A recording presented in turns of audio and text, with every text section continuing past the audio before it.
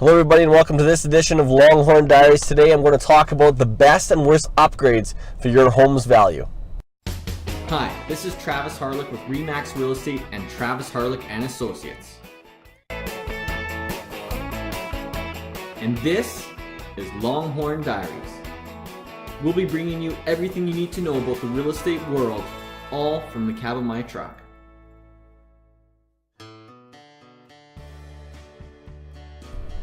Alright, let's get kicked off with investments or upgrades to your home that just simply don't work or you don't see too much return on investment on. So number one is upgraded home maintenance. This is something that I get asked about quite a bit. So what I mean by home maintenance items are kind of what the guts of the house are. So let's say, for example, a water heater, hot water tank, or your roof even potentially, or a furnace, or just things that mechanically make the home functional. I don't think you see a big return on investment on these items, just in the sense that the buyer already expects that these things are in normal working order. Another example of this is maybe a brand new HVAC system. Again, a buyer's not going to give you full dollar on that just because they expect the home to be in normal working order and that you have good air system exchanges in the home. Number two is an upscale deck. I'm an outdoor living space person. I love a beautiful maintenance-free deck and a job well done. However, in the eyes of the buyer, the demand is simply just not there, especially in and around this kind of climate that we live in. That is simply my opinion. Now, if you're going to be in your home for a long period of time and you're going to enjoy the lifestyle that that brand new upgraded deck is going to bring you, then go ahead and do it. However, if you do it in the sense to go turn around and sell it in a year, I'd advise just to keep it very simple and do a regular, very regular deck or outdoor living space. Number three, this one is fantastic, but it is do-it-yourself project fails.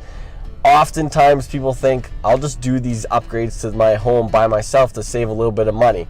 Unless you're a qualified professional or have tons of experience in that area, I wouldn't advise to do it yourself, because buyers are super picky when they're looking through your home and they scrutinize absolutely every little detail. So if you have little flaws in your upgrade, people are just going to take that and run with it. So the amount of money that you might have saved by not hiring a professional to do it, it's going to reflect in a big discount in the buyer's eyes. All right, let's talk about a few investments that would pay off, or you would see a stronger return on investment when you go to sell your home. So number one is a very important one. Now this shows its best in, of course, the spring, summer, and fall market, but this is landscaping. It's very important to have very good landscaping to overall create a better first impression for prospective buyers when they stop by your home, to overall increase just the curb appeal. So a lot of buyers, when they pull up to your home to view it, their first impression is made right there on the spot. If they see dead grass or unkept weeds or an unkept driveway, it creates kind of this feeling in them that the house hasn't been really well maintained. However, if you have buyers that pull up to your home and it's nice green grass, weed-free, maybe a few shrubs, maybe a few perennials that are outside, it's going to give them a lot warmer of a feeling, and then they step into a house on a whole better vibe. The number two investment that would pay off or get you more return on your money is a kitchen refresh or a kitchen update.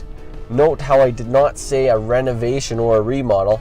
Just simply updating your kitchen is a good return on investment. I find that kitchens are very important parts of the home, and as I'm sure you're aware, when you're entertaining or when the family is all home together at once, a lot of the hangout time is in the kitchen, so why not have a nice one? It is more expensive to do, but overall you get more of your money back when you update it. And what I mean by updating is simply just maybe a new countertop, hopefully granite or quartz, something sharp, or something that matches the room for sure. Maybe some stainless steel appliances, maybe some backsplash, but it's definitely a good investment to update the kitchen to make it fresh, as it's a huge part of the home. And number three, you've heard it before, is painting your home. It provides dramatic results with such little investment in time. It makes such a bigger, better first impression when buyers walk through the home and maybe smell a little bit of fresh paint, but also not to see dings and dents in the wall, because those just are created through everyday living. Unfortunately, they're being scrutinized as the home hasn't been well taken care of, even though it's a very common thing to have a few chips and scratches in the paint.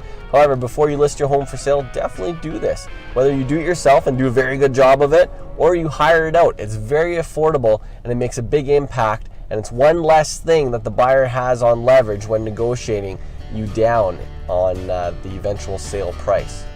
That's it for today. If you would like further tips on investments that are good or bad for your home's value, feel free to send me a private message. I'm always willing to give you further advice, and there's always several things that you can work on in the home to improve its value, or to actually just forget about because it's not going to improve your value, or it's something you won't see a dime of down the road. So feel free to message me at any time.